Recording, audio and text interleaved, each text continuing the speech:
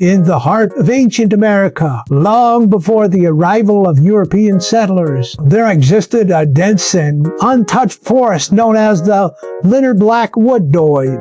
This forest was said to be cursed by the spirits of the land, a place where the veil between the living and the dead was thin, and where the shadows whispered secrets that no mortal should ever hear. The story begins with a small tribe called the Linner who lived on the edge of the Blackwood. They were a peaceful people, skilled in hunting and farming, but they never ventured too deep into the forest. The elders spoke of a terrible curse that lay within the heart of the Blackwood, a curse that had claimed the lives of many who dared to enter. They called it the Light Wailing Hollow. It is a place where the trees themselves seemed to scream, and where the ground was said to be stained with the blood of the lost. One day, a young warrior named Tahu decided to defy the warnings of the elders.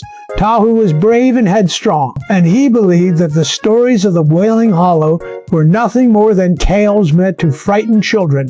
He was determined to prove his courage by venturing into the forest and returning with proof that there was nothing to fear all reason. As Tahu entered the Blackwood, he immediately felt a change in the air. The sunlight seemed to dim, and the sounds of the forest grew eerily silent. The trees loomed overhead, their twisted branches forming grotesque shapes that seemed to reach out for him. Despite the growing sense of dread, Tahu pressed on, driven by his pride and determination.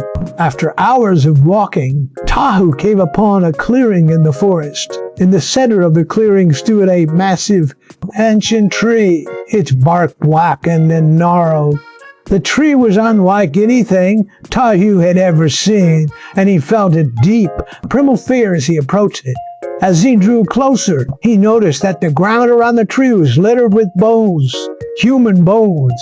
The air was thick with the stench of decay, and Tahu's heart began to race. Suddenly, he heard a low, mournful wail that seemed to come from the tree itself. The sound grew louder, more desperate, and Tahu realized that it was not just one voice, but many all crying out in agony.